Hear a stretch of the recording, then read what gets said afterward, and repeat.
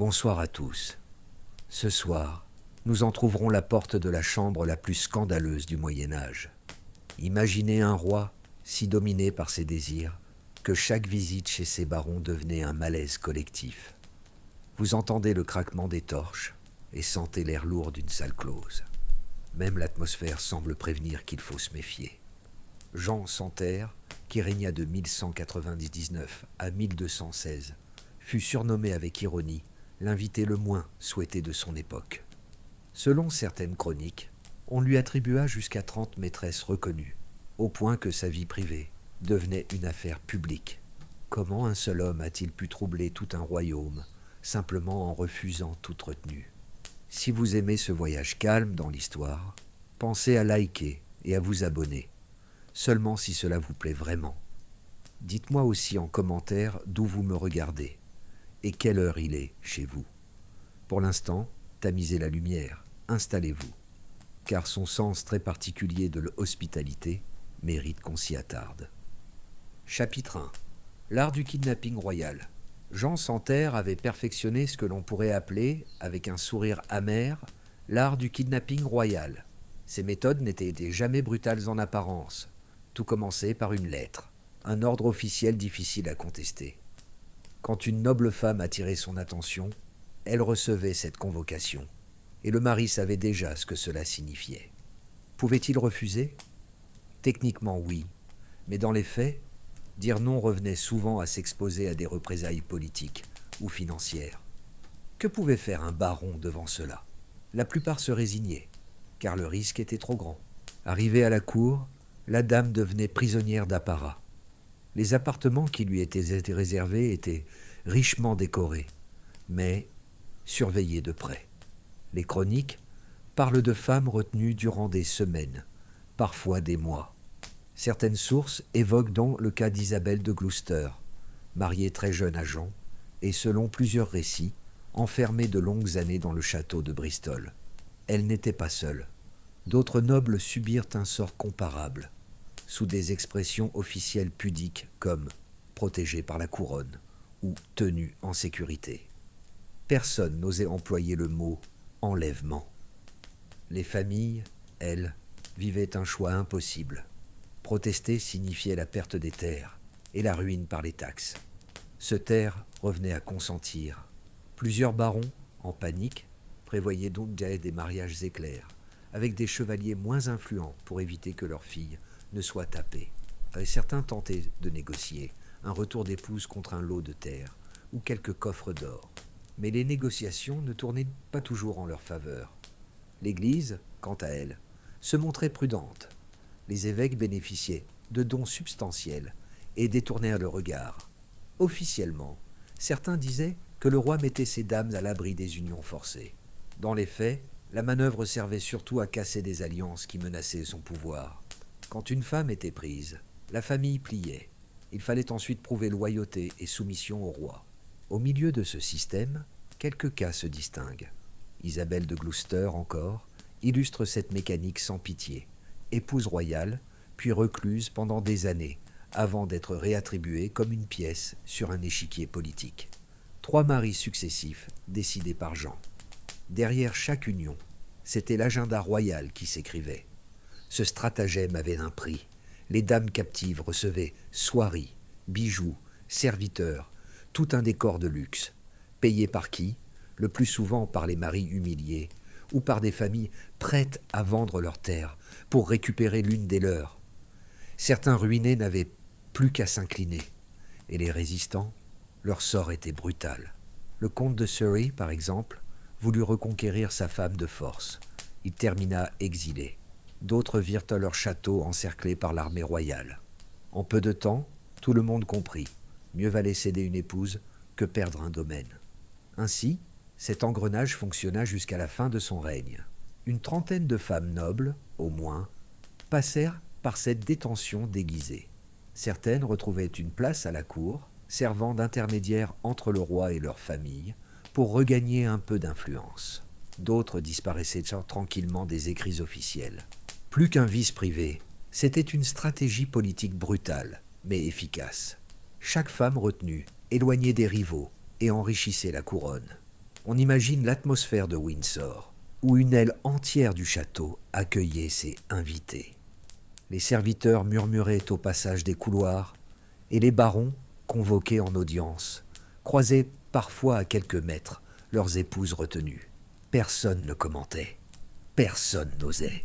Et pourtant, ce n'était qu'une facette de son organisation intime, car il fallait ensuite maintenir un équilibre complexe, gérer un nombre impressionnant de favorites, réparties entre différents châteaux, chacune avec ses exigences et ses caprices. Chapitre 2.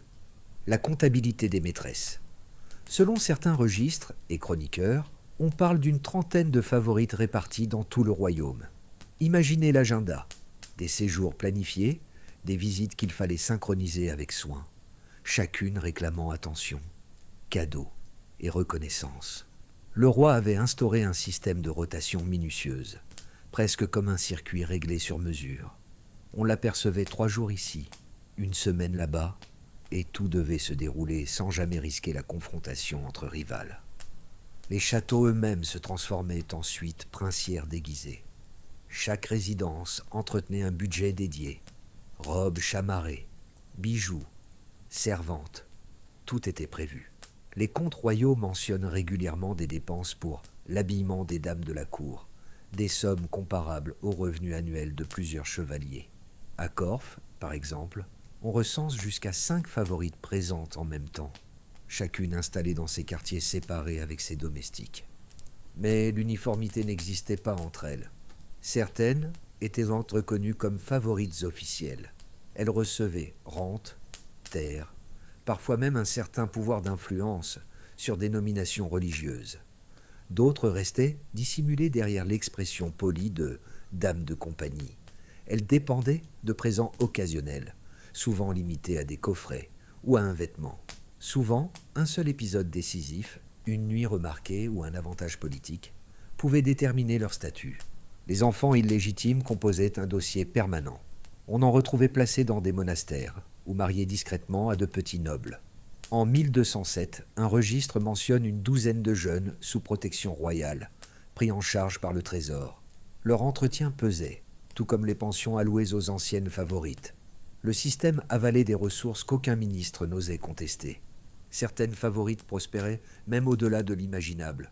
Suzanne de Warren, par exemple, accumula droit de péage, terre pourtant convoitée, et même l'autorité sur des charges judiciaires. Un shérif se plaint d'avoir dû lui verser l'équivalent de plusieurs mois de taxes locales, destinées normalement à l'entretien des fortifications. Dans les coulisses, les tensions bouillonnaient. Les chroniqueurs rapportent que 2 favorites en vinrent aux Chandeliers, en 1209, dans la grande salle de Nottingham. Servantes et domestiques évoquaient des robes lacérées, des lettres interceptées en secret, des espionnages familiaux transformant chaque séjour en terrain piégé. Sur le plan pratique, déplacer autant de favorites à travers le royaume ressemblait à une opération militaire. Imaginez le bruit d'un convoi, route grinçante de charrettes, clameurs de palefreniers qui chargent, coffres renversés à la hâte. Dans une chambre, une épouse plie robes et soieries sous la surveillance d'un intendant. Dans une cour, on attelle en urgence des chevaux pour escorter le groupe. Les messagers, eux, courissaient d'un château à l'autre, autant pour régler les galanteries royales que pour transmettre les ordres militaires. Pour plusieurs familles nobles, céder une fille ou une sœur devint une calculatrice stratégie. Dans certains cas, elles en tiraient réduction de taxes ou capitaux.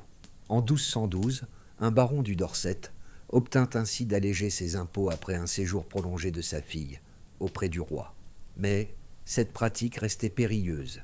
Le calcul pouvait tout aussi bien enrichir que ruiner. À la fin, l'édifice craqua. En 1215, au moment des révoltes baroniales, les plaintes s'appuyèrent sur des chiffres précis. Maintenir ce sérail coûtait autant que soutenir l'armée permanente. Et c'est ce coût, noté noir sur blanc, qui allait bientôt venir se glisser parmi les griefs les plus lourds formulés par ses propres vassaux. Chapitre 3. L'hospitalité abusive. Les barons avaient trouvé une expression élégante pour résumer leurs plaintes. Ils parlaient de « abus d'hospitalité ». Derrière ces mots officiels se dissimulait un climat de peur chaque fois que le roi annonçait sa venue. L'Église, souvent, fermait les yeux en échange de donations généreuses. Preuve que cette habitude dérangeait, mais sans jamais susciter une condamnation ouverte. L'annonce d'une visite royale transformait un château en site sous surveillance. Vous entrez dans la cour et sentez aussitôt l'absence de voix féminine. Les épouses, non, sont déclarées souffrantes.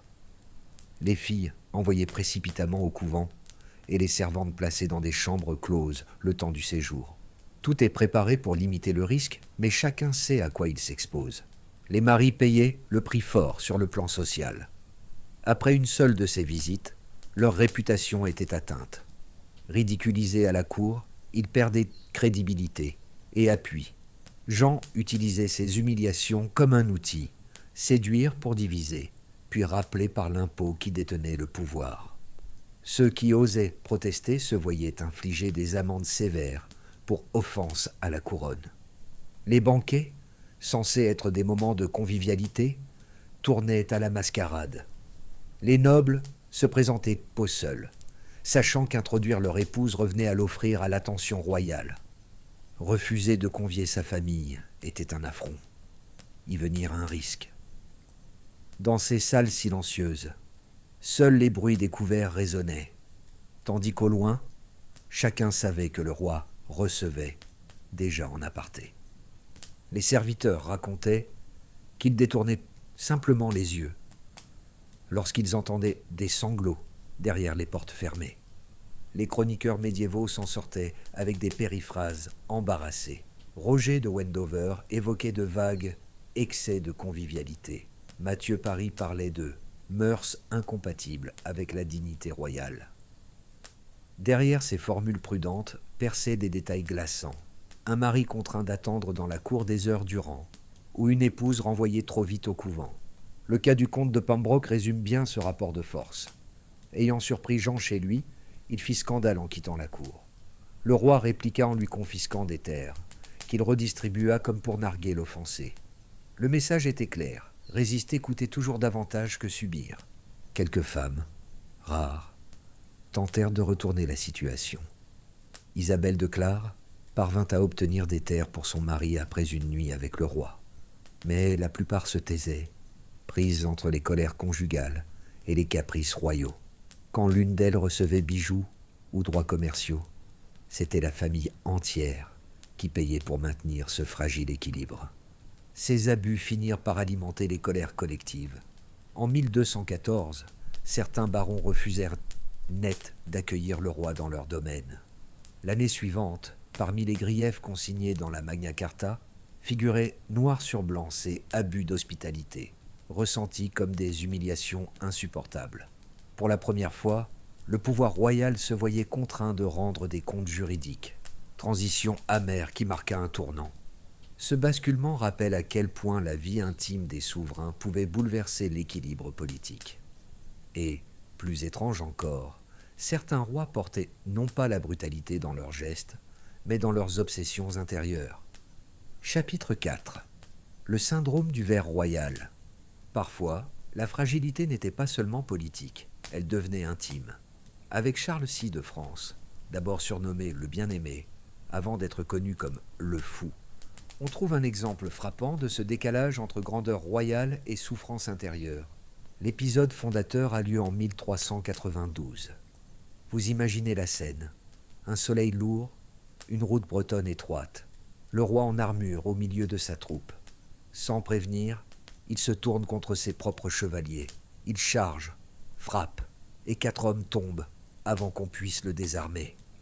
Sur le moment, personne ne comprend. C'est seulement après coup qu'on interprète cet instant comme l'ouverture d'une maladie qui durera près de 30 ans. Ces moments n'avaient rien de spectaculaire pour ceux qui l'entouraient. C'était une angoisse constante. Un roi qui pouvait, en un souffle, basculer dans la violence ou l'égarement. De cette fragilité naît ce que les chroniqueurs appellent au plus tard le syndrome du ver royal. Charles était persuadé que son corps était fait de verre, prêt à se briser au moindre contact. Ses gestes devenaient calculés, sa façon de marcher lente, prudente, presque suspendue. On disait qu'il refusait de s'asseoir trop vite par crainte de se fendre. Les serviteurs apprenaient à l'envelopper dans des couvertures épaisses avant un voyage. Les tailleurs, eux, cousaient de petites armatures de fer dans ses vêtements pour lui donner l'illusion de solidité. On racontait au château que parfois, il restait debout des heures, immobile, répétant qu'il se briserait si on le touchait. Dans ces périodes, gouverner se transformait en exercice d'équilibrisme. Le Conseil avait mis en place un régime de roi par intermittence. On annonçait aux foules qu'il se retirait pour méditer, tandis qu'en coulisses, ses oncles, les ducs de Berry et de Bourgogne, tiraient à les ficelles. Lors des rares éclairs de lucidité, on glissait devant lui les documents cruciaux à signer, sans prendre le temps d'expliquer. Tout le royaume avançait au gré de ses absences. Au cœur de ce quotidien difficile se trouvait Isabeau de Bavière. Les sources la décrivent de manière contrastée. Pour certains, elle profita de la faiblesse de son époux. Pour d'autres, elle géra tant bien que mal une cour instable, protégeant ses enfants et faisant en sorte que l'appareil royal tienne debout. Elle prit souvent en charge les affaires courantes, tout en affrontant la colère de son mari en crise. Parmi les épisodes marquants, la scène de 1405 reste souvent citée. En pleine chasse, Charles s'effraie de ses chiens qu'il croit soudain démoniaques. Il s'élance seul dans la forêt et disparaît 3 jours entiers. On le retrouve couvert de boue, épuisé, récitant des psaumes. Les chroniqueurs en parlent avec une retenue étrange, comme pour montrer que ces éruptions de folie n'étaient pas une curiosité, mais une blessure constante pour son entourage. Sa maîtresse officielle, Odette de Champdivers, sut parfois calmer ses tourments. Elle parlait doucement, plaçait dans ses mains des objets en bois qu'il pouvait serrer sans crainte de les briser. Les médecins, impuissants avec leurs remèdes, laissaient donc faire. C'était un moment rare où le roi retrouvait un semblant de paix. Sur le plan politique, ses faiblesses avaient des conséquences lourdes. En 1419, on profita d'une de ces périodes de clarté pour lui faire signer le traité de Troyes, livrant une grande partie de la France aux Anglais. La maladie royale devenait une arme entre les factions, qui attendaient les crises, ou comptaient sur une accalmie pour imposer leur choix. Lorsque Charles mourut en 1422, beaucoup virent dans sa disparition une délivrance. Son règne, étiré sur plus de 40 ans, avait montré à quel point la folie d'un seul homme pouvait façonner un pays tout entier. Une intimité souffrante devenait politique. Et ailleurs, d'autres souverains allaient mêler, à leur manière, le pouvoir et les passions les plus violentes. Chapitre 5. Les balcons sanglants de Pedro le Cruel. Au milieu du XIVe siècle, en Castille, le pouvoir prit une tournure où la passion se confondait avec la cruauté. Pedro Ier, plus tard surnommé le Cruel, régna de 1350 à 1369, et son nom resta associé à une mise en scène brutale de l'amour et de la politique. Son histoire intime tourna longtemps autour de Maria de Padilla, une noble andalouse dont il s'éprit profondément. Mais à ce moment-là, il était déjà uni à Blanche de Bourgogne. Plutôt que de respecter ce mariage dynastique, il fit écarter Blanche en l'envoyant dans un couvent, sous prétexte d'adultère, sans procès ni preuve. Maria devint alors sa compagne reconnue, tandis que Blanche entamait des années de réclusion. Pedro utilisa rapidement les exécutions comme une façon de gouverner. Certaines avaient des airs de spectacle, observées depuis les balcons du palais. Avec Maria ou d'autres maîtresses à ses côtés, il contemplait les condamnés. Les contes royaux mentionnent même des tentures et des fleurs installées autour des échafauds, signe que ces mises à mort servaient autant à intimider qu'à impressionner. Les torches et la musique donnaient à ces soirées un caractère presque cérémoniel, où la politique se confondait avec le théâtre. La jalousie de Pedro orientait directement la couronne. Quand son demi-frère Fadric osa critiquer Maria, il l'invita à dîner et l'assassina personnellement. Plus tard, son cousin Juan subit le même sort pour avoir attiré l'attention d'une de ses favorites. Les rivaux, même imaginaires, disparaissaient, cages suspendues au mur de Séville, fosses profondes ou exils brutaux. À travers ses gestes, Pedro dictait la limite. Le roi seul détenait le droit d'aimer et de posséder. Maria de Padilla demeura au cœur de cette stratégie. Pedro fit courir le bruit qu'ils étaient secrètement mariés, ce qui aurait annulé toute légitimité à son union avec Blanche. Et lorsque Maria mourut en 1361, probablement victime d'intrigues de cour, Pedro refusa de la laisser disparaître. Il exhiba son corps embaumé dans les églises et réclama qu'on la reconnaisse comme reine posthume. Ce culte étrange visait autant à honorer sa compagne qu'à imposer sa propre version de la légitimité dynastique. Pendant ce temps, Blanche subissait un calvaire silencieux. Transférée de monastère en monastère, surveillée en permanence, elle finit par s'éteindre en 1369, la même année que Pedro, après près de 20 ans de solitude forcée. Son destin illustre une politique où passion et domination se confondaient dans l'ombre des couvents. Les méthodes du roi s'enracinèrent dans la terreur. Les contemporains rapportèrent des châtiments exemplaires. Un chevalier coupable d'avoir séduit une maîtresse exécutée dans la cour. Un autre puni de manière exemplaire pour trahison sentimentale. Les chroniques décrivent moins la violence brute que la symbolique derrière ces gestes. Chaque supplice devenait un message, chaque punition un avertissement. Aimer hors de la permission royale pouvait coûter la vie. Et pourtant, dans l'intimité, Pedro apparaissait parfois comme un homme d'une grande délicatesse. Il composait des poèmes pour Maria, écrivait plusieurs lettres par jour, passait du temps à orner lui-même de petites enluminures. Les mêmes mains capables d'accorder un baiser rédigeaient aussi un ordre d'exécution. Ce contraste fascinait ses contemporains et renforçait sa réputation imprévisible. Son règne, bâti sur la peur et l'obsession amoureuse, dura 16 ans, jusqu'au jour où son demi-frère Henri de Trastamare le renversa. Pedro mourut en 1369, lors d'un corps à corps, sans avoir pu défendre son royaume ni sa mémoire. Même mort, il fut exposé comme d'anciens adversaires. Ultime ironie d'un roi qui avait transformé l'amour en outil d'État. Ce mélange d'intimité et de politique laissa une trace durable. Il montra comment l'obsession sentimentale pouvait servir de levier pour gouverner. Une idée que d'autres souverains, ailleurs en Europe, allaient reprendre sous une autre forme, en plaçant cette fois leurs favoris au centre de toute leur politique. Chapitre 6. Les favoris d'Édouard. 2. Au début du XIVe siècle, l'Angleterre connut un roi dont la vie affective devint un problème d'État. Édouard II, qui régna de 1307 à 1327. L'histoire de ce souverain se lit presque comme une succession de passions personnelles, qui se transformèrent en crise politique. Son premier attachement célèbre est celui de Piers Gaveston. Fils d'un simple chevalier gascon, il fut introduit dans l'entourage du jeune prince par Édouard Ier, censé jouer le rôle de compagnon et mentor. Mais leur proximité dépassa vite le cadre attendu et déstabilisa la cour. À peine monté sur le trône, Édouard combla Gaveston de faveurs, titres, terres et jusqu'au prestigieux comté de Cornouailles, normalement réservé aux fils de la maison royale. La faveur accordée aux Gascons nourrissait les rumeurs. On le voyait porter les joyaux de la couronne, présider à la place du roi et, plus grave encore, ironiser ouvertement sur les grands barons. Il s'attirait des ennemis en multipliant les surnoms blessants et, selon les chroniqueurs, alla même jusqu'à interrompre la reine Isabelle devant les nobles. Imaginez la scène. La fille de Philippe le Bel, façonnée dans le raffinement des cours françaises, reléguée derrière un aventurier arrogant. L'argent public suivit la même pente.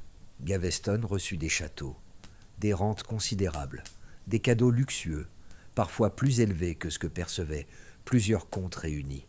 Lors de son mariage arrangé avec la nièce du roi, la débauche de présents fit jaser tout le royaume. La cour murmurait que ces noces n'étaient qu'une façade pour masquer une intimité plus profonde avec le souverain. La reine, quant à elle, subit ces humiliations de plein fouet.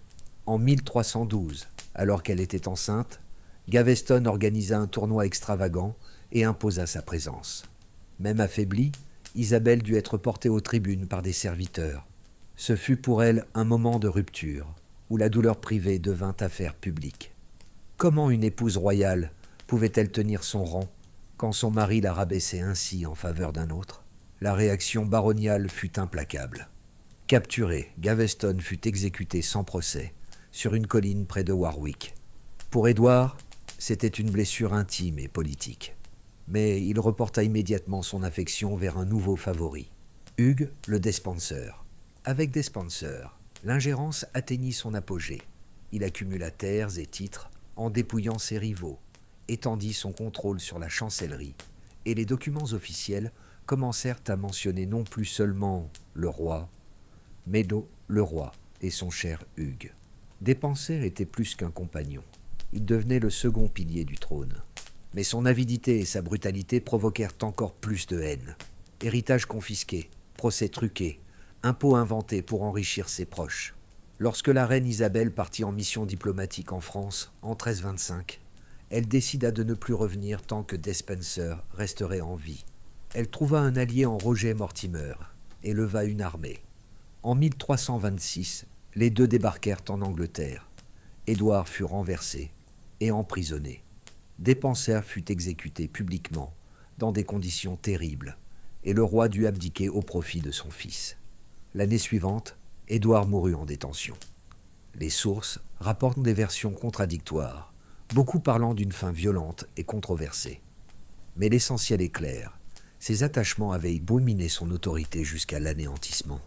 Ces histoires posent une question dérangeante.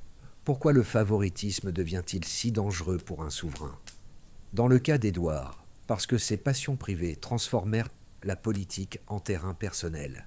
Il perdit l'amour de son épouse, la loyauté de ses barons et finalement sa couronne. Une leçon qui, en Angleterre même, ne fut pas retenue bien longtemps. Car un siècle plus tard, un autre roi allait céder à ses désirs pour remodeler son royaume entier. Chapitre 7. Henri VIII, l'Église à sa botte. Henri VIII d'Angleterre ne marqua pas seulement son époque par son tempérament colérique ou sa silhouette imposante. Entre 1509 et 1547, il utilisa sa vie privée comme levier de politique, jusqu'à remodeler les fondations religieuses et institutionnelles de son royaume. Tout commença avec son mariage à Catherine d'Aragon, union de 20 ans qui ne lui donna pas l'héritier masculin qu'il espérait. Confronté au refus du pape d'annuler cette alliance, il choisit la solution la plus radicale, rompre avec Rome. En 1534, l'acte de suprématie fit de lui le chef de l'Église d'Angleterre. Cette décision n'était pas une simple formalité. Elle déplaçait le centre de gravité spirituelle de tout un pays. Henri avait désormais le pouvoir de décider seul de la validité de ses mariages. Thomas More, ancien chancelier, paya de sa vie son refus de reconnaître cette nouvelle autorité. Ce fut l'un des premiers signes d'un glissement où les affaires conjugales se transformaient en enjeux d'État. Chaque épouse marqua une étape de cette transformation. Anne Boleyn se distingua par son calcul. Elle repoussa longtemps Henri, n'acceptant que sous promesse de mariage. Sa couronne obtenue en 1533 ne lui apporta qu'une fille, la future Élisabeth Ire. 3 ans plus tard, accusée d'adultère et de sorcellerie, elle fut exécutée dans une sobriété glaçante. Le roi fit venir un bourreau français qui maniait l'épée plutôt que la hache, dernière faveur concédée à celle qu'il avait tant courtisée. Jane Seymour donna à Henri l'héritier tant attendu, Édouard VI, mais mourut en couches peu après. Anne de Clèves, choisie pour cimenter une alliance allemande, fut rapidement répudiée, le roi déclarant qu'il n'arrivait pas à la concevoir comme épouse.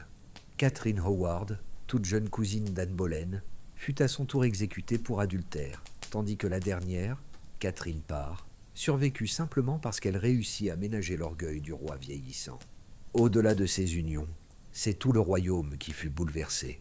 Entre 1536 et 1540, environ 800 monastères furent dissous et leurs richesses confisquées pour financer les guerres et l'extravagance de la cour.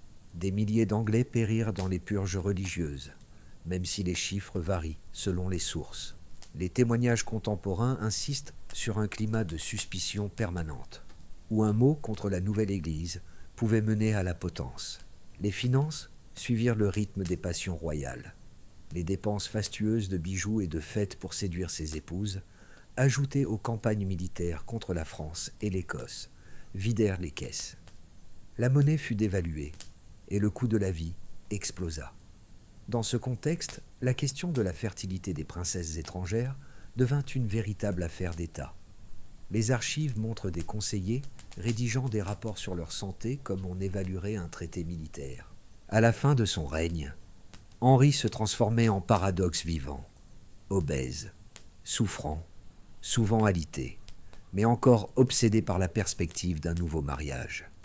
Sa soif de contrôle absolu avait donné naissance à une Église nationale.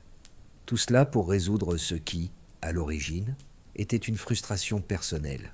Ironie historique, une institution entière, toujours vivante aujourd'hui, naquit d'un refus papal face à ses désirs.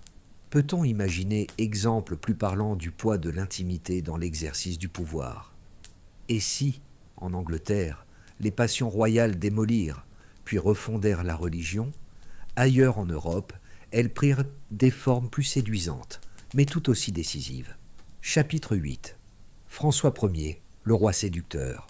François Ier, lui, choisit de gouverner autant avec son charme qu'avec son épée.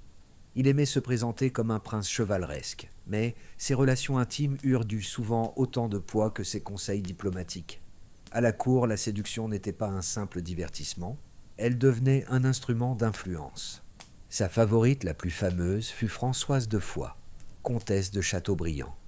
Pendant près d'une décennie, elle occupa une place centrale et transforma sa proximité avec le roi en réseau d'appui pour sa famille. Ambassadeurs et courtisans savaient qu'obtenir une parole de Françoise ouvrait des portes, parfois plus vite qu'une audience officielle. Plus tard, ce rôle passa à Anne de Pisseleu, duchesse d'Étampes, qui devint la figure publique de ces dernières années. Son influence s'étendait jusque dans les affaires religieuses. Elle soutint discrètement des cercles réformateurs, capables d'orienter l'attention royale par ses conversations. Le roi associait aussi l'art à ses intrigues. Les commandes de portraits féminins ne servaient pas uniquement à flatter la beauté. Chaque toile pouvait être l'occasion d'assurer une alliance, un privilège ou une transaction. Des familles obtinrent des privilèges commerciaux en échange de la mise en valeur de l'une de leurs filles par les peintres officiels. Même le séjour de Léonard de Vinci à la cour, s'il reste entouré d'anecdotes romancées, témoigne de cette utilisation subtile des artistes comme intermédiaires de confiance. L'esthétique cachait souvent un message politique. Ces liaisons fonctionnaient comme une mécanique soigneusement utilisée. En séduisant Françoise de Foix, il gagnait la loyauté de la puissante Bretagne. En se tournant vers Anne de Pisseleu, il consolidait sa proximité avec la maison de Montmorency. Chaque conquête se traduisait en alliances, dons de terres ou nominations. La cour devint un échiquier où chaque lady représentait un pion stratégique. Bien sûr, cette construction avait ses fragilités.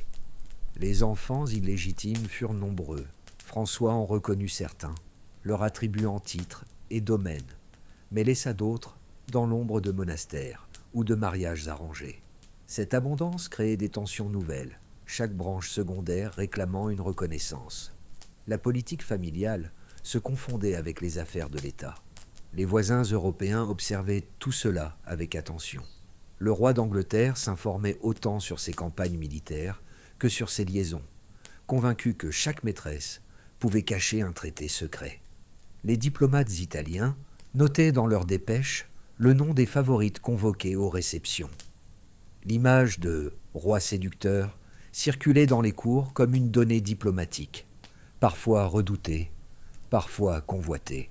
Vers la fin du règne, cette méthode perdit de son efficacité.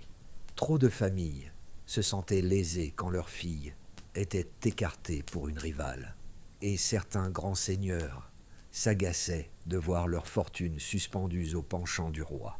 Les guerres d'Italie, coûteuses, se trouvaient parfois aiguillonnées par ces intrigues sentimentales, ajoutant une charge supplémentaire au trésor déjà affaibli.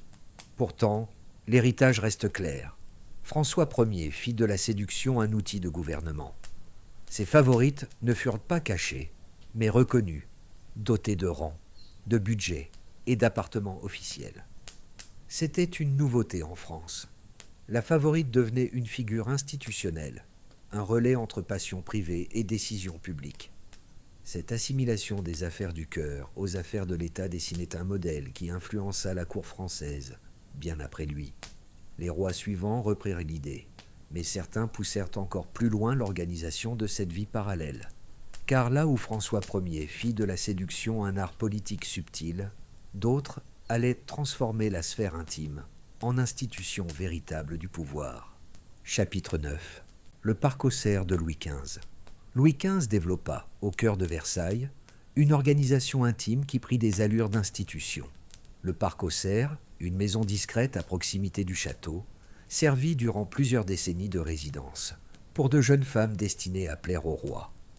Elles étaient choisies par des réseaux de courtisans ou de recruteurs comme le valet Lebel, installés loin des regards, puis remplacés après quelques mois. Les mémoires de l'époque évoquent des dizaines de passages, certains estimant qu'entre les années 1750 et 1770, le nombre put atteindre plus d'une centaine, sans que les chiffres exacts puissent être confirmés.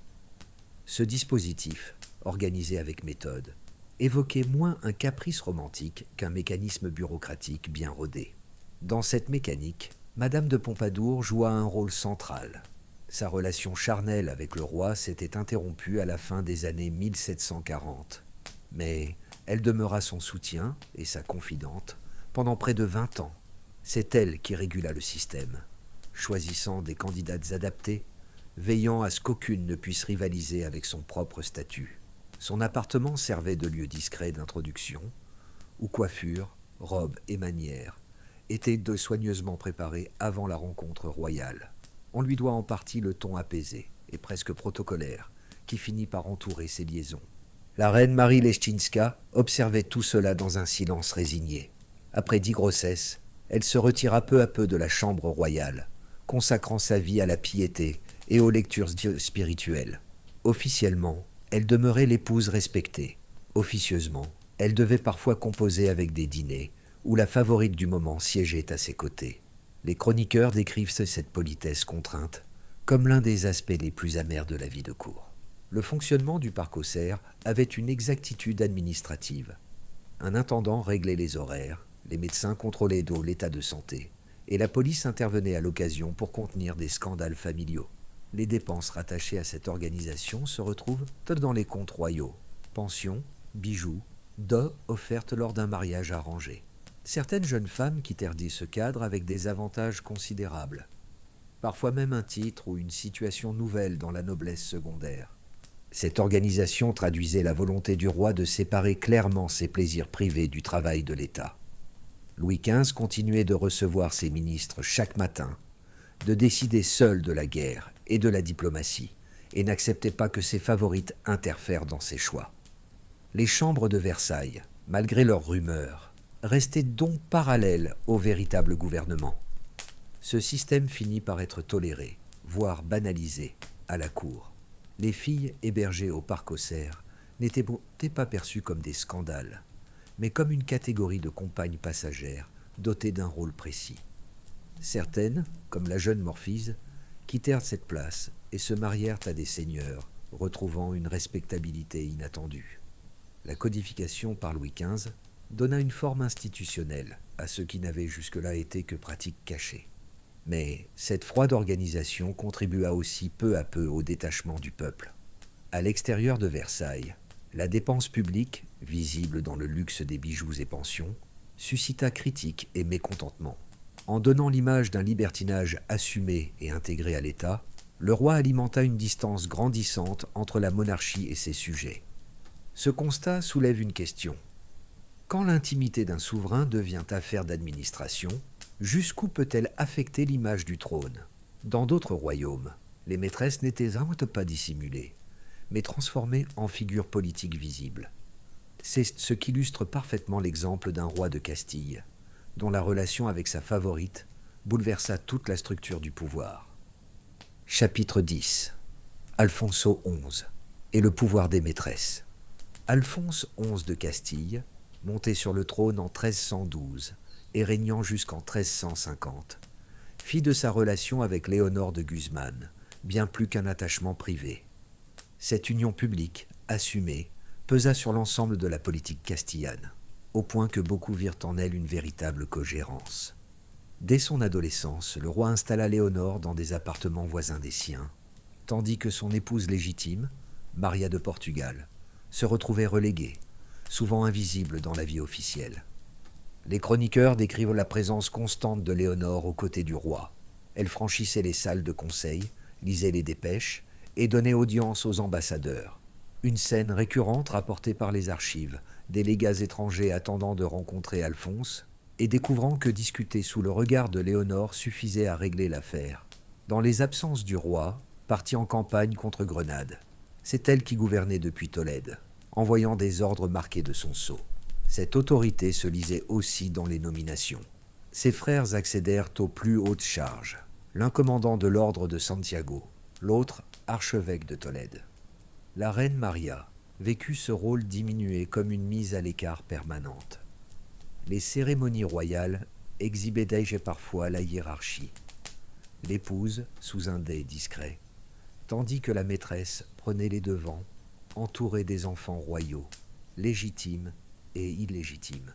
Le scandale le plus visible fut celui de l'éducation du jeune prince Pedro, confié à Léonore, comme si elle incarnait elle-même la lignée dynastique au détriment de sa mère. Le problème se creusa avec la descendance. Léonore donna 10 enfants au roi, à qui furent distribués titres et domaines considérables. Parmi eux, Henri, devenu comte de Trastamare, ouvrit une lignée appelée à renverser plus tard la dynastie officielle. Cette politique sema une opposition durable. Le roi détournait les ressources fiscales pour les attribuer à ses enfants, tandis que l'héritier Pedro s'élevait dans une atmosphère d'humiliation. On comprend alors combien cette préférence privée façonna des décennies de conflits intérieurs. L'autorité religieuse réagit timidement. Clément VI prononça une excommunication temporaire, mais sans effet durable. Le Portugal, allié théorique grâce au mariage royal, rompit plusieurs fois les discussions, amer de voir la reine mise au ban.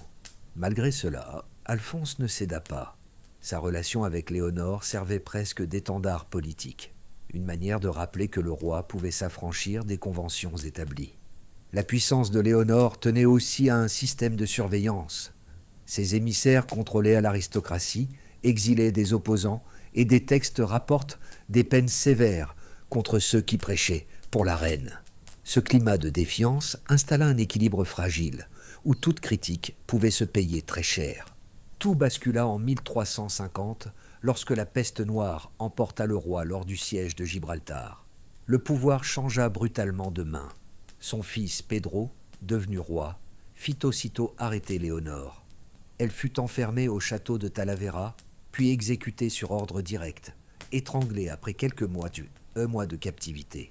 Ses fils tentèrent la riposte, déclenchant une longue guerre civile qui scinda le royaume entre les héritiers légitimes et la branche issue de Léonore. Cette histoire montre comment une passion assumée transforma la structure du pouvoir, mais aussi sa fragilité.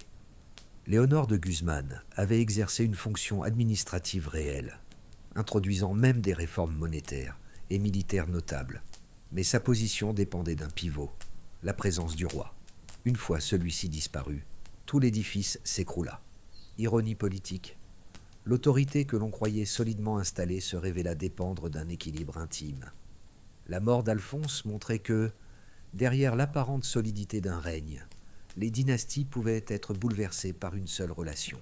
Et ailleurs en Europe, un autre roi allait incarner une contradiction différente, afficher une piété impeccable, tout en masquant des habitudes bien moins rigoureuses. Chapitre 11.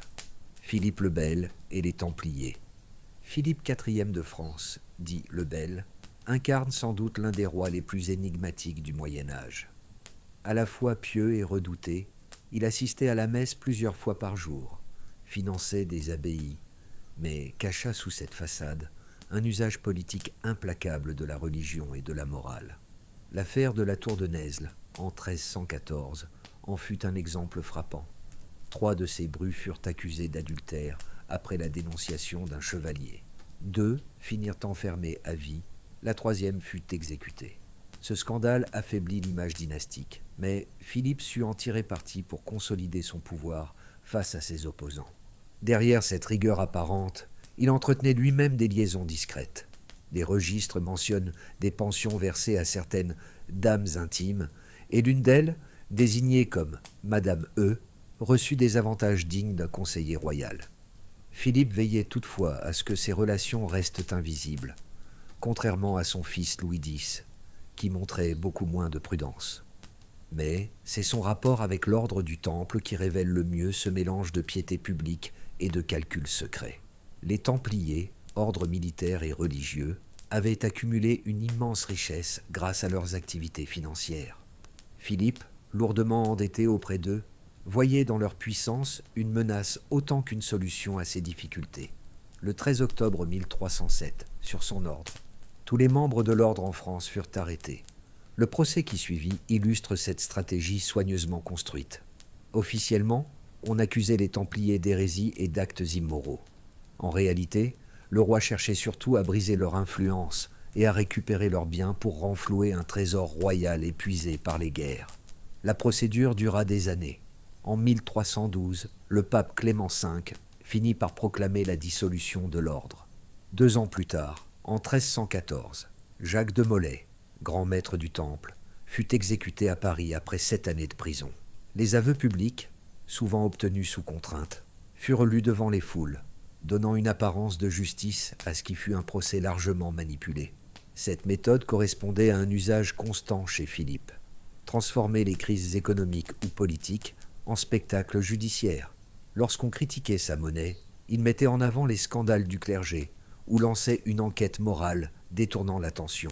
L'opération contre les Templiers servit ainsi à masquer l'échec de ses réformes fiscales et l'inflation qui frappait durement ses sujets. Ses conseillers, comme Guillaume de Nogaret, perfectionnèrent la fabrication de rumeurs et la mise en scène d'accusations, en multipliant pressions et faux témoignages. L'opinion, canalisée par des prêcheurs dépendants du roi, finit par se convaincre que les Templiers étaient coupables. Philippe parvint même à instrumentaliser la papauté, plaçant un pape français à Avignon et assurant pour des décennies une mainmise sur le Saint-Siège. Le règne de Philippe le Bel consolida ainsi l'État monarchique, mais à travers des méthodes marquées par le calcul, la contrainte et la manipulation. Dans cette logique, l'affaire des Templiers illustre une ironie marquante. Un roi qui se présentait comme défenseur du christianisme utilisa la foi pour justifier des manœuvres de confiscation, en sacrifiant un ordre religieux prestigieux au profit de ses finances. Cette combinaison de piété affichée et de stratégie sévère laissa une empreinte durable, rappelant combien la façade morale pouvait masquer des choix brutaux. Et bientôt, un autre souverain européen allait montrer un visage bien différent, non pas fondé sur la rigidité, mais sur une capacité surprenante à changer de rôle selon les circonstances et les publics qu'il fréquentait. Chapitre 12. Sigismond, le roi caméléon. Sigismond de Luxembourg, roi de Hongrie et empereur du Saint-Empire, incarne mieux que quiconque l'art d'endosser plusieurs visages à la fois. Officiellement, il apparaissait comme un souverain chrétien, fidèle et protecteur de l'ordre établi. Aux côtés de Marie de Hongrie, puis de sa seconde épouse Barbara de Silé, il affichait une image d'unité conjugale et de piété. Pourtant, derrière cette surface maîtrisée, le roi menait une existence beaucoup plus complexe, peuplée de confidences, de liaisons et d'alliances subtiles dans lesquelles certaines femmes jouèrent un rôle politique réel. Barbara, après la mort de Marie, accepta avec pragmatisme ce jeu instable, tirant au passage une influence considérable sur les affaires du royaume. L'homme prêtait volontiers au théâtre. On le décrit un soir, attablé dans une auberge de Prague, vêtu en simple marchand, riant avec des charpentiers, levant un verre de bière brune, en feignant d'ignorer l'anneau impérial caché à sa main.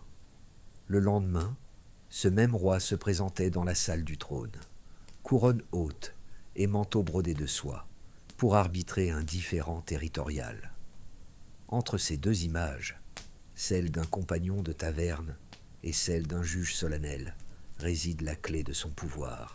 À travers ses multiples visages, il apprenait, négociait, séduisait, puis apparaissait en souverain au-dessus de tout soupçon. Ses escapades nocturnes, souvent rapportées par ses propres gardes, confirment cette stratégie. Déguisé tantôt en chevalier, tantôt en moine, il s'aventurait dans des couvents et des villages où nul ne le reconnaissait vraiment. Ces sorties donnaient matière à des rencontres intimes, mais aussi à des observations utiles. Écouter les doléances des artisans, mesurer l'humeur des sujets, comprendre les murmures de la rue. Certaines liaisons demeurèrent discrètes, d'autres produisirent un effet tangible dans l'administration royale, car plusieurs de ses compagnes acquirent charges et domaines, devenant des relais efficaces dans la gestion des territoires. Le château de Buda, résidence principale du roi, se transformait en reflet matériel de cette vie à double face. Les témoignages parlent de couloirs étroits, cachés derrière des tapisseries, menant à des chambres isolées, où il recevait ses favorites. Ces appartements clos avaient de leur propre personnel, leurs propres entrées. Pour les ambassadeurs conviés aux réceptions officielles, le mystère était palpable. En plein banquet, le roi disparaissait parfois sans explication, avant de revenir comme si de rien n'était, pour reprendre la conversation diplomatique. Tout fonctionnait selon ce double rythme entre scène et coulisses. Même ces lettres entretiennent l'ambiguïté. Une correspondance adressée à la reine de Pologne présente des accents passionnés, mais rien ne prouve que la relation ait dépassé l'échange écrit. Cette manière d'entretenir le doute servait ses intérêts, en maintenant ses alliés dans une proximité équivoque. Dans les faits, le roi n'avait pas besoin d'affirmer ou de nier. Laisser planer la possibilité suffisait à créer loyauté et dépendance.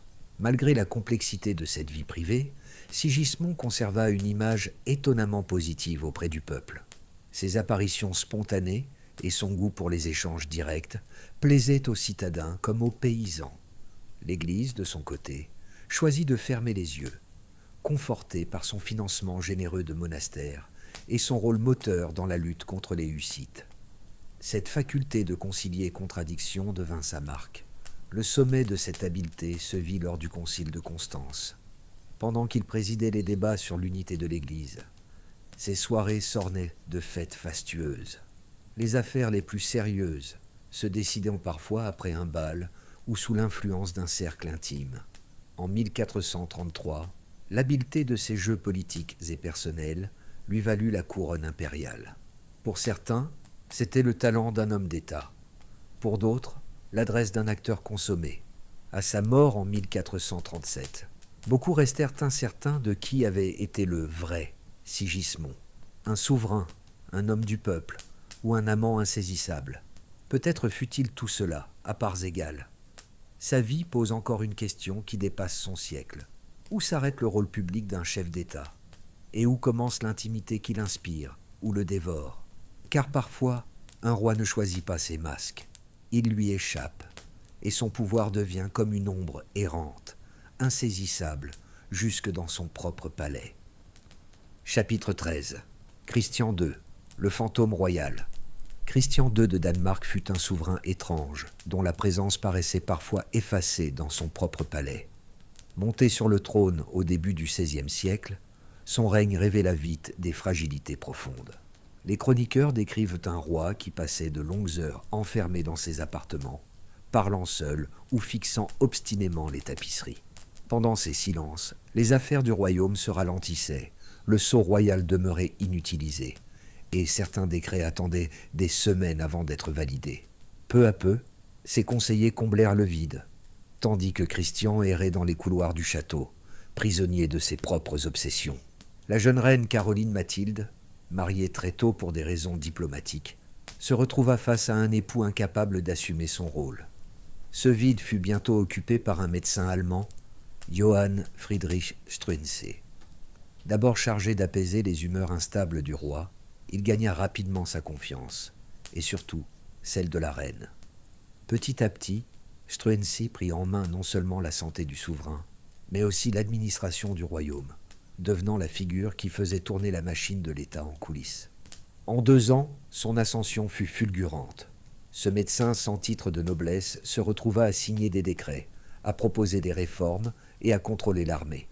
Son écriture figure dans les archives officielles, là où seul le roi aurait normalement dû apparaître.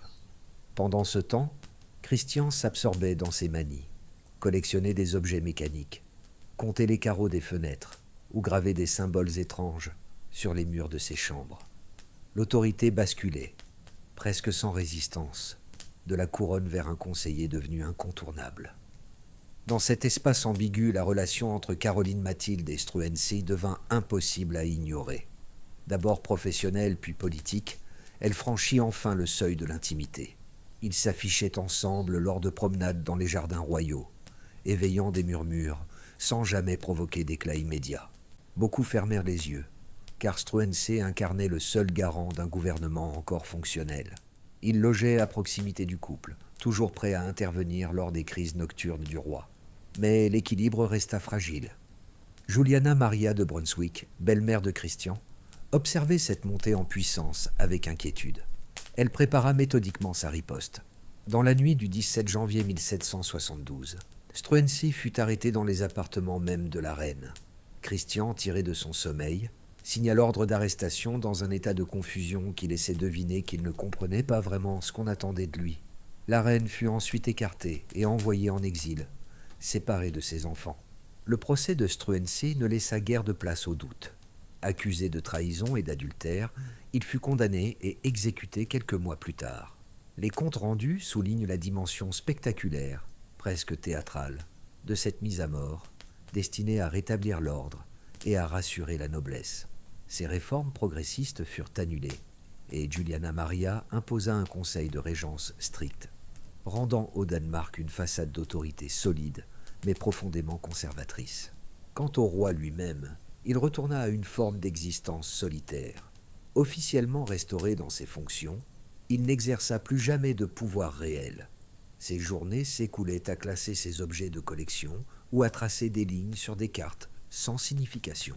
Certains témoins racontent qu'il parlait encore à Struensee comme si celui-ci était vivant.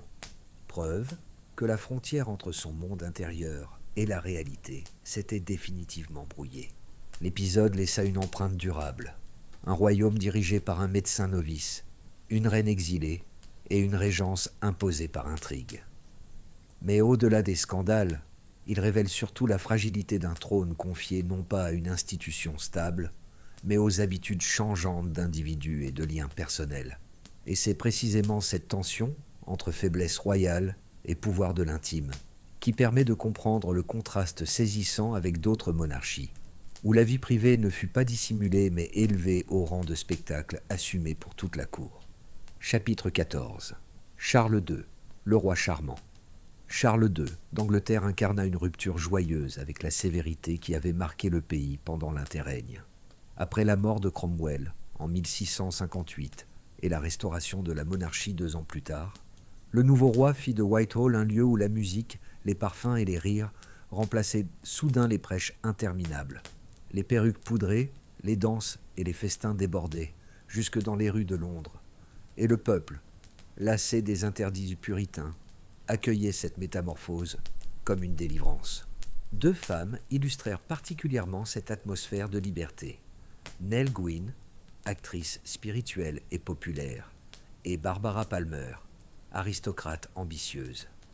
L'une amusait le peuple par ses répliques pleines de malice, l'autre consolidait son influence en obtenant charges et pensions pour ceux qu'elle favorisait.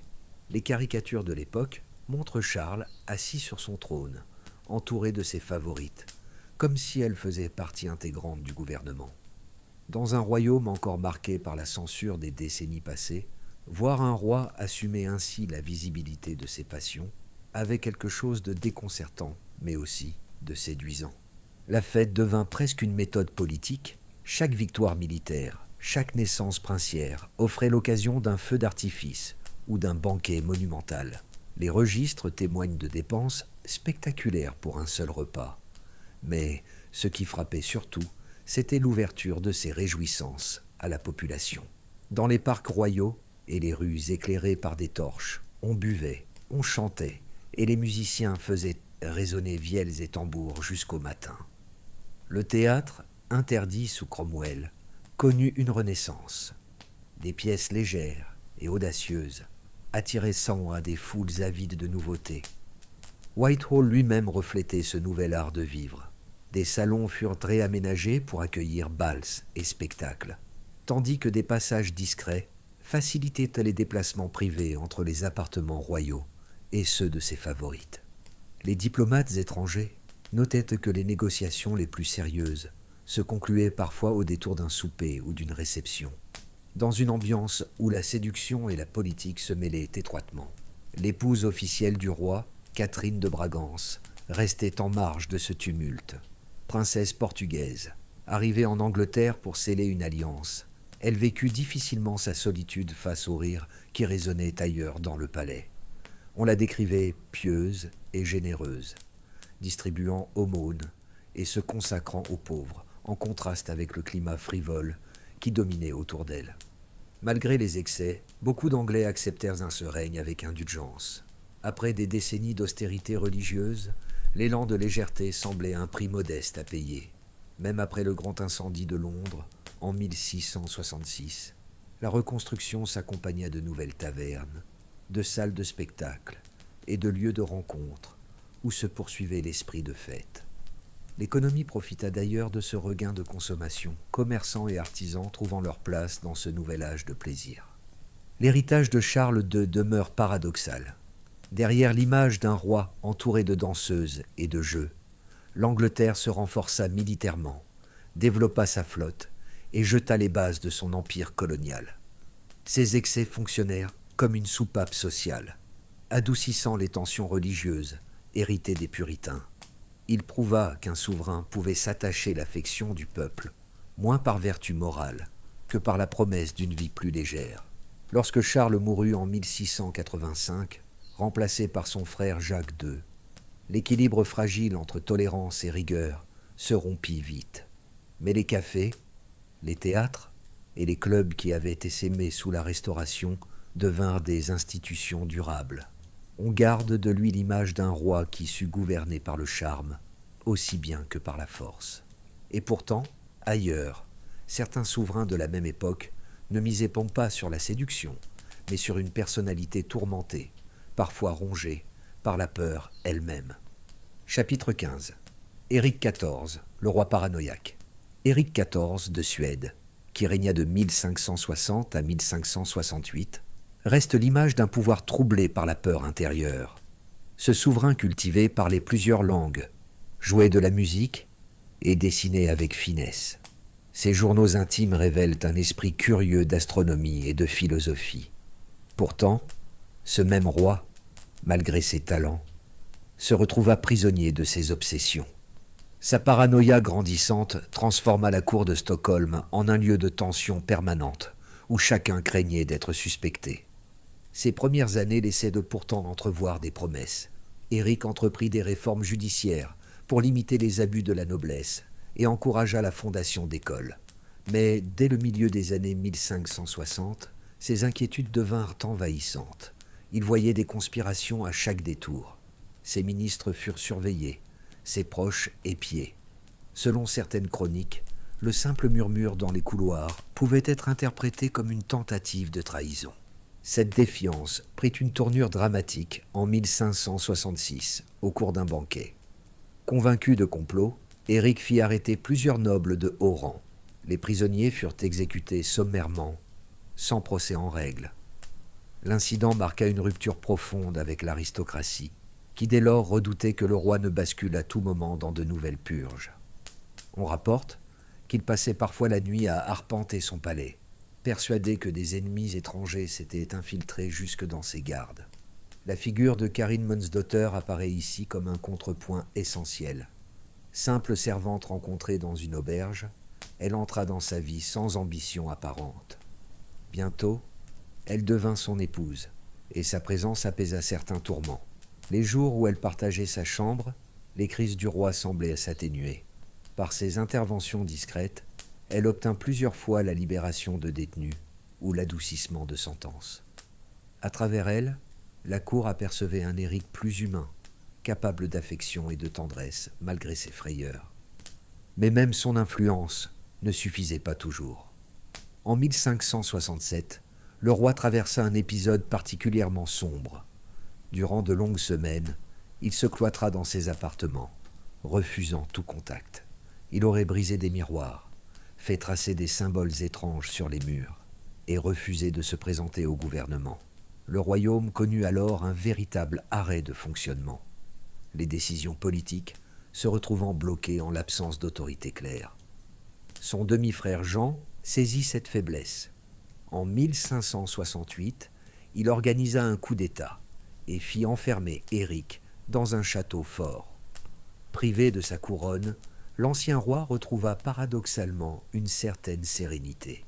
Ses geôliers racontèrent donc qu'il passait ses journées à peindre des paysages ou rédiger des poèmes. Pourtant, ses lettres conservaient des allusions constantes à des complots et à des trahisons, preuve que la méfiance ne l'avait jamais vraiment quitté. Il mourut en 1577, probablement empoisonné sur ordre de son frère. Ses derniers instants furent démarqués par de nouvelles accusations lancées contre ses gardiens. En lui, la Suède vit à la fois un souverain visionnaire par certains aspects de ses réformes et un exemple des périls qu'entraîne la folie quand elle rencontre un pouvoir absolu. Son destin rappelle que le génie et la paranoïa peuvent cohabiter dans une même couronne. Et dans d'autres royaumes, cette tension prit une forme différente. Des rois cultivés qui utilisèrent des méthodes tout aussi redoutables, non pas par peur, mais par calcul réfléchi. Chapitre 16. Ferdinand Ier, le roi empoisonneur. Ferdinand Ier de Naples illustre une autre manière d'exercer l'autorité. Celle d'un roi cultivé qui maniait la terreur, avec un goût pour la mise en scène. Polyglotte, collectionneur de manuscrits anciens et soutien d'artistes, il apparaissait souvent comme un prince raffiné. Mais derrière ce mécène libraire se tenait un souverain qui transforma sa cour en un mélange troublant de salons érudits et de chambres de supplice. Les ambassadeurs invités à ces banquets notaient ce contraste saisissant. Une discussion de philosophie un soir, puis l'exécution soigneusement orchestrée d'un opposant le lendemain. Les condamnations publiques suivaient un rituel précis. Ferdinand insistait pour que chaque peine serve de leçon. En 1487, un noble rebelle fut conduit sur l'échafaud, vêtu en bouffon. Selon des rapports diplomatiques, il voulait que l'humiliation soit visible, presque théâtrale, afin que la foule comprenne le sort réservé aux traîtres. Les ordres transmis au bourreau recommandaient que l'exécution soit lente, juste assez pour marquer les mémoires, mais non au point d'impatienter l'assistance. Une manière de transformer la justice en spectacle politique. L'aspect le plus frappant fut sans doute ce que les chroniqueurs appellent le musée noir. Ferdinand y faisait placer les dépouilles de nobles exécutés après avoir été embaumés. Revêtus de leur habit, ils restaient assis comme s'ils assistaient à une réunion perpétuelle. Un ambassadeur milanais rapporte avoir dîné dans cette salle silencieuse, entouré de silhouettes figées, pendant que le roi énonçait calmement les fautes de chacun. Les faits étaient clairs, rappelait à chaque invité qu'il observait la couronne sous l'œil vigilant des morts. Sa vie privée introduisait un tout autre décor. Le roi entretenait plusieurs maîtresses, parmi lesquelles Diana Guardato, influente au point de remplacer la reine lors de ses absences. Elle bénéficiait de dépenses somptuaires, tissus riches, bijoux précieux, pensions détaillées dans les comptes royaux. Le faste de ses favorites contrastait durement avec les difficultés économiques du royaume.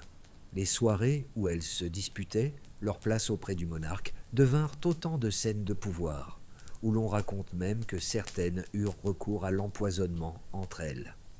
La politique suivait souvent ce rythme domestique. Les décisions cruciales pouvaient tomber au détour d'un souper. Une lettre vénitienne mentionne qu'une déclaration de guerre fut annoncée entre deux assiettes de dessert. Ce mode d'arbitrage rendait la cour imprévisible. Selon les rumeurs, l'équilibre dépendait autant des rivalités privées que des nécessités militaires. Ferdinand s'appuyait aussi sur un appareil de surveillance impressionnant, que l'on peut qualifier de première police secrète moderne. Ces espions circulaient avec des poches cousues pour dissimuler des notes, infiltrant aussi bien les guildes marchandes que les monastères. Naples gagna ainsi la réputation d'une ville sûre, mais cette sécurité s'accompagnait d'un silence prudent. Parler politique en public devenait un risque constant. Le poison, selon plusieurs chroniques, demeurait l'arme discrète de cette cour. Les apothicaires royaux préparaient toutes des substances expérimentées, d'abord sur des prisonniers. On évoque une fiole que Ferdinand aurait gardée sur lui, réservée aux situations délicates. Ces allusions, qu'il soit difficile de vérifier intégralement, nourrissent l'image d'un souverain qui préférait parfois le secret d'une coupe empoisonnée à l'éclat d'une décapitation. Et pourtant, ce même roi fut aussi à l'origine d'initiatives culturelles. Il introduisit la première imprimerie à Naples, fonda une université, encouragea les arts. Mais chaque avancée s'accompagnait d'un durcissement, libraires surveillés, enseignants contrôlés, étudiants rappelés à l'ordre. Cette alliance permanente du raffinement intellectuel et de la crainte incarna toute l'ambiguïté de son règne. Lorsqu'il mourut en 1494, ce fut paradoxalement lors d'un banquet. Les témoins racontent que l'assistance se demanda s'il avait été victime d'un poison ou simplement de la maladie. Quoi qu'il en soit, l'image d'un roi mécène et craintif tout à la fois resta gravée dans les mémoires. Un souverain qui sut transformer la culture en paravent de la terreur. Cette contradiction, entre lumière des arts et ombre du pouvoir, se retrouve ailleurs dans l'histoire, lorsqu'un ordre religieux et militaire connut lui aussi la bascule, mêlant prestige spirituel et soupçon de complot. Chapitre 17. Les Templiers, victimes collatérales. Les Templiers furent l'un des phénomènes les plus singuliers du Moyen-Âge européen. Fondé en 1119, cet ordre religieux et guerrier associait vie monastique et service militaire. Ces chevaliers, liés par des vœux de pauvreté et de chasteté, vivaient sous une règle stricte, mais maniaient l'épée avec une redoutable efficacité. Leur quartier général, le Temple de Paris, ressemblait à une forteresse, symbole d'un ordre qui combinait discipline spirituelle et puissance armée. Les novices y recevaient un entraînement complet, de la stratégie militaire à l'administration des biens. L'influence des Templiers dépassait pourtant le champ de bataille. Leur réseau bancaire innova radicalement. Grâce à des lettres de change, un marchand pouvait déposer de l'or à Paris et le retirer à Jérusalem. En ce sens, ils inventèrent l'ancêtre du chèque de voyage. Très vite, leurs commanderies, présentes dans toute l'Europe, accumulèrent richesses et domaines. Au XIIIe siècle, ils géraient même les finances de plusieurs monarchies, dont la couronne de France. Leur réputation de sérieux faisait d'eux des prêteurs recherchés, y compris par les souverains. Cette prospérité nourrissait jalousie et soupçons. Philippe le Bel, roi de France entre 1285 et 1314, voyait en eux une puissance indépendante et surtout un créancier encombrant. Endetté envers l'ordre, il chercha un moyen d'effacer cette dette colossale, tout en s'emparant de leurs biens. L'accusation d'hérésie offrit le prétexte idéal. Le vendredi 13 octobre 1307, une vaste opération fut déclenchée. Les agents du roi, porteurs de mandats secrets, investirent simultanément les commanderies de France. Environ 2000 Templiers furent arrêtés en une seule journée. Parmi eux, le grand maître Jacques de Molay. Les chefs d'inculpation évoquaient le reniement du Christ, l'adoration d'idoles ou des gestes vulgaires lors de rites initiatiques. La brutalité de cette arrestation sans précédent frappa durablement les contemporains. Les aveux suivirent, mais dans des conditions douteuses. Les procès-verbaux conservés montrent des confessions presque identiques d'un accusé à l'autre. Beaucoup furent obtenus sous la torture, ce que plusieurs témoins contemporains signalèrent déjà. Des chevaliers dirent avoir craché sur la croix, mais du bout des lèvres. Ces formulations montrent bien à quel point les aveux avaient été dictés et calibrés pour servir l'accusation. En 1312, après 5 ans de pression, le pape Clément V prononça la dissolution de l'ordre, malgré ses réticences. Officiellement, les biens devaient revenir aux hospitaliers, mais une partie significative resta entre les mains de la couronne française. 2 ans plus tard, le 18 mars 1314, Jacques de Molay et Geoffroy de Charnay furent exécutés à Paris, sur l'île aux Juifs. La légende raconte que Molay, avant de mourir, maudit le roi et le pape. Tous deux périrent dans l'année, ce qui nourrit les mythes entourant l'ordre. La disparition des Templiers inspira en effet une riche tradition de récits. On parle d'un trésor caché, de secrets préservés, de liens avec le Saint Graal. Mais derrière ces histoires fascinantes se cache une réalité plus simple. L'ordre fut détruit par un souverain qui voulait annuler ses dettes et consolider son pouvoir. Ces hommes, avant d'être des légendes, furent donc des soldats disciplinés et des administrateurs compétents, happés par des luttes politiques qui les dépassaient. Ainsi, le Moyen-Âge rappelle que les institutions, même puissantes, restent fragiles quand elles croisent les intérêts immédiats d'un roi. Et quand un ordre militaire pouvait être renversé par la volonté politique, combien plus fragile encore paraissait le cadre matériel qui incarnait la foi et le pouvoir aux yeux de tous. C'est ce décor monumental qui allait bientôt concentrer les regards et servir de miroir au roi. Chapitre 18. Notre-Dame, miroir des rois. Notre-Dame de Paris, commencée en 1163 sous l'évêque Maurice de Sully, raconte d'abord une histoire de construction hors norme. Au XIIe siècle, élevée des voûtes de plus de 30 mètres, ou dessinaient d'immenses baies de lumière, relevaient de l'exploit. Les arcs boutants permettaient d'ouvrir les murs et laissaient entrer cette clarté colorée des vitraux qui surprenait les fidèles. À une époque où les églises romanes étaient sombres et repliées sur elles-mêmes, la cathédrale devenait un espace qui semblait respirer. Peu après, les rois reconnurent immédiatement l'enjeu politique d'un tel monument. Philippe Auguste finança la poursuite du chantier pour affirmer Paris comme capitale et marquer la puissance capétienne. Chaque pierre devenait un acte de souveraineté. L'édifice n'était pas seulement pour prier, mais pour affirmer une autorité. La façade occidentale, avec sa galerie de rois bibliques, envoyait un message limpide. Le pouvoir divin et le pouvoir terrestre marchaient de pair. Quand les Parisiens levaient la tête, ils lisaient dans la pierre la légitimité de leur roi. Au XIIIe et XIVe siècle, Notre-Dame servit de théâtre aux plus grandes cérémonies. On y célébra des sacres, des mariages, des victoires militaires. Henri VI d'Angleterre y fut couronné en 1431 pour justifier ses droits sur le trône français. Plus tard, Louis XIII y consacra la France à la Vierge en 1638, transformant un geste de piété en acte d'État. Ces moments donnaient à l'édifice un rôle dépassant le religieux. Il devenait le décor officiel de la monarchie. Les mariages princiers inscrivirent aussi leurs scènes sous ses voûtes. En 1572, Marguerite de Valois y épousa Henri de Navarre. Le geste voulait sceller la paix entre catholiques et protestants. Quelques jours plus tard, le massacre de la Saint-Barthélemy réduisit ce rêve à néant. Ici encore, la cathédrale se trouvait au centre de l'histoire, témoin de l'écart entre les promesses et la réalité. Même les funérailles royales prenaient un caractère hors de proportion.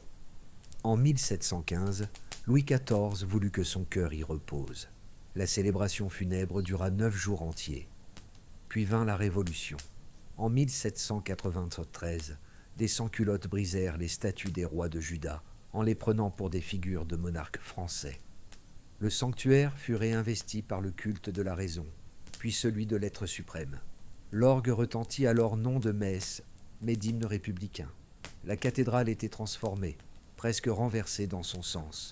Au XIXe siècle, Victor Hugo raviva l'attention avec son roman en 1831.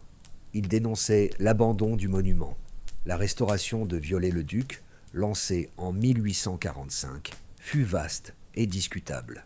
Il ajouta la flèche et reconstruisit selon un idéal néo-gothique plus rêvé que fidèle.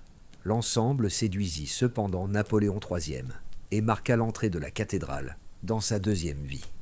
Le 15 avril 2019, l'incendie fit basculer ce symbole à nouveau. La charpente médiévale brûla en quelques heures. La flèche s'effondra sous les yeux de millions de spectateurs. Le pays entier vécut ce moment comme une blessure.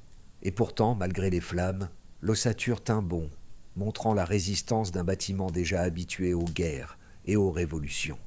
Aujourd'hui, la reconstruction engage autant notre mémoire que notre technique.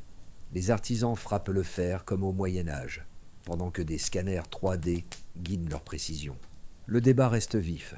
Faut-il restituer à l'identique ou accepter un signe de modernité? Que choisira-t-on de restaurer, au fond, sinon notre propre regard sur l'histoire? Notre-Dame demeure ce miroir qui reflète moins ce qu'elle est que ce que nous projetons. Les rois, les révolutionnaires, les architectes, et maintenant nous tous, avons inscrit nos visions dans ces pierres. À son ouverture prochaine, elle se dressera encore comme témoin silencieux de nos fragilités et de nos forces. Mais si ce monument reflète la mémoire des souverains et des peuples, certains destins étonnants se sont joués bien loin des cathédrales, sur les mers, où une femme venue des marchés flottants de Canton allait bouleverser les codes du pouvoir. Chapitre 19. Jung Yi-sao, la reine pirate. Jung Yi-sao, plus connue en Occident sous le nom de Qingxi, fut sans doute l'une des figures les plus improbables du pouvoir maritime. Elle avait commencé sa vie sur les flower boats de Canton, ces maisons flottantes où de jeunes femmes divertissaient marchands et marins.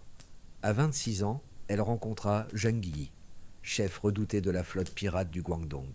Leur mariage en 1801 ne fut pas sentimental seulement, mais stratégiquement pensé. Elle apportait sa connaissance fine des réseaux portuaires et lui sa force militaire. Ensemble, ils posèrent les fondations de ce qui deviendrait la terreur des mers de Chine, la flotte rouge. Lorsque Zheng Yi mourut en 1807 dans des circonstances obscures, Jung Yi-sao se trouva face à un choix, disparaître dans l'ombre, comme tant de veuves pirates, ou saisir la barre. Elle choisit la seconde option. Aux côtés de son beau-fils adoptif, Cheung Po-tsai, elle orchestra une organisation redoutablement efficace. Lui commandée sur les champs de bataille navals, elle réglait stratégie, diplomatie et sanctions.